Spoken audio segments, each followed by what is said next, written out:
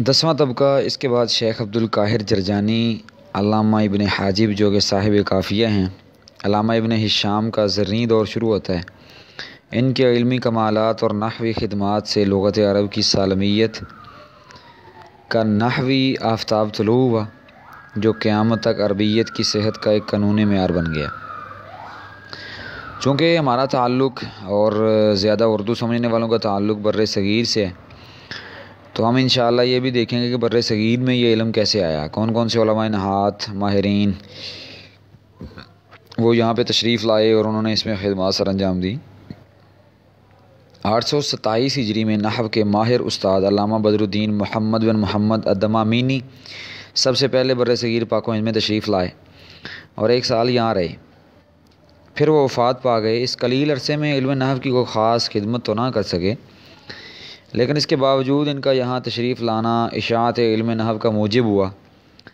ہندوستان میں دوسرے نحوی عالم قاضی شہاب الدین دہلوی ہیں، جو قاضی عبدالغفار کے شاگرد ہیں۔ انہوں نے بر صغیر میں علم نحو کا خوب رواج دیا۔ بہرحال ان حضرات کی وجہ سے ہندوستان میں علم نحو کا آغاز ہوا۔ اب انشاءاللہ العزیز تسلسل سے نحو کے ابتدائی اصطلاحات کو پڑھتے ہیں۔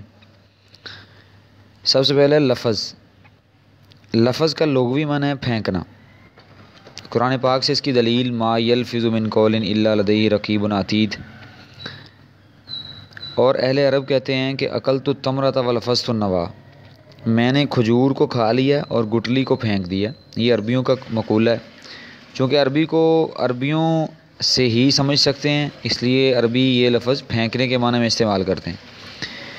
دوسرا قول اس کے متعلق عرب میں یہ مشہور ہے کہ لفظت الرحا الدقیقہ، چکی نے آٹا جو ہے وہ پھینک دیا۔ یہ یاد رکھیں کہ لفظ اس میں جنس ہے، اس میں بہت ساری انواع شامل ہیں، جس کے اندر کلمہ، کلام، کلم جو کہ کلمتن کی جمع ہے، محمل اور مستعمل سبھی شامل ہیں۔ اس کی اصطلاحی تعریف کہ کل ما یتکلم بہ الانسان قلیلا کان او کثیرا، مفردا کان او مرکبا، موضوعا کان او محملا، حقیقتا کان او حکما۔ ہر وہ بات جس کو انسان تکلم کرتا ہے،